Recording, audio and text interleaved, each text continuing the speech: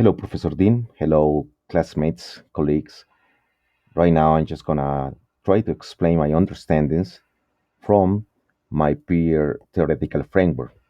This is a work done by Julian Gonzalez, and let's see how his style of writing his theoretical framework.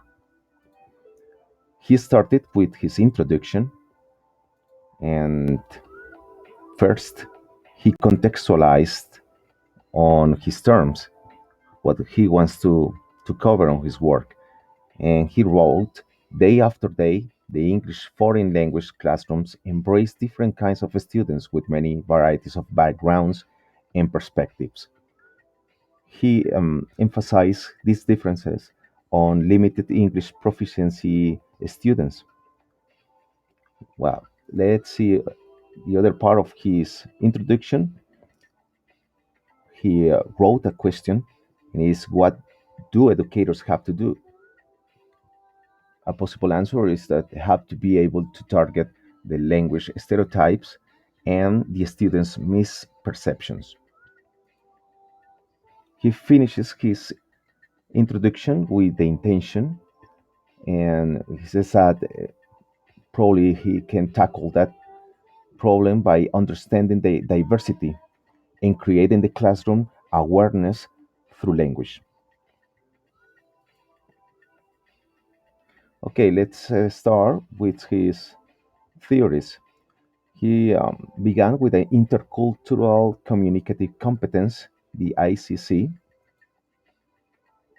Over there, he introduced a definition, the dynamic interaction of various attitudes, skills, knowledge, which play a role in an individual's practical and appropriate acts of communication in a foreign language with an interlocutor who has perceived different cultural patterns of interpretation as experienced by the individual and or the interlocutor. He emphasizes right here the experience can be an issue.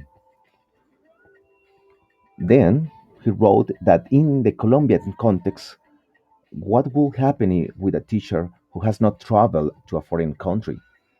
How can she teach the ICC on that target country? Very interesting question that really caught my attention. And well, he offers a possible answer. It says one exercise in the classroom could be to mingle those high level proficiency students with low achievers. Then both groups develop a conversation, avoiding pronunciation and accent correction. But the main aim will be to communicate effectively. This is an activity he suggested for that kind of cases. Then he moved through language and diversity. Some theories are taken into account very important, like Bennett 1998. Cultures are different in their languages, behavior patterns, and values.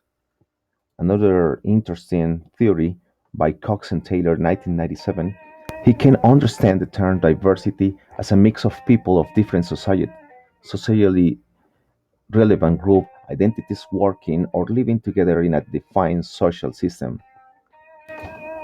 Another theory by Villanueva and Smitherman 2003, the challenge to language scholars is to delineate how standards English is codified in different global contexts. At the end, he composed something by his own conceptions, taking into account consideration the previous statements.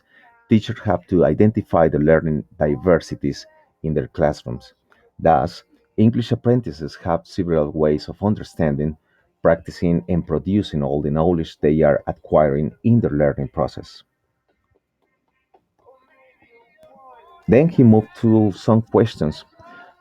He asks how to teach culture in the English foreign language classroom and offers this kind of answers. Educators have to include role playing activities that learners are to portray a different culture from theirs to see a different perspective of cultures working around the world. Then he moved to another question, how to handle language stereotyping in the English foreign language classrooms. A possible solution to tackle these aspects relies on the teacher.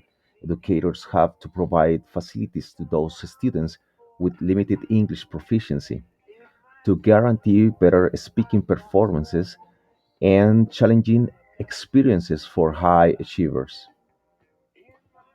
And finally, he concludes there are fundamental concepts that could help educators teach their students, such as strategies to communicate effectively, and those include the intention of avoiding the generation of misconceptions and stereotypes in the EFL classroom.